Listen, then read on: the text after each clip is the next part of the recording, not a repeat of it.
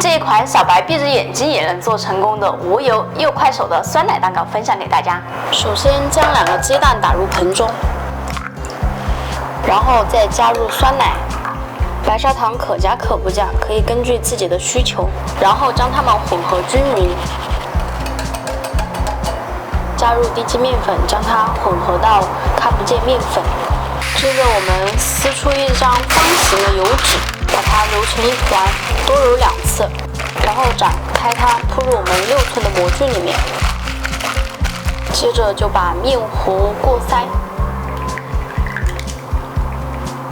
最后就把果脯撒到我们的面糊里面去。如果想要好看，可以轻轻把它放上去。紧接着我们就把它放进烤箱里面烘烤，底火180，面火210，我们烤40分钟。烤好后我们取出来，然后稍微放凉呢，我们就可以把它拿出来了。现在这一款无油又快手的酸奶蛋糕呢就做成功了。切开看看，大家是不是觉得很有食欲呢？你学会了吗？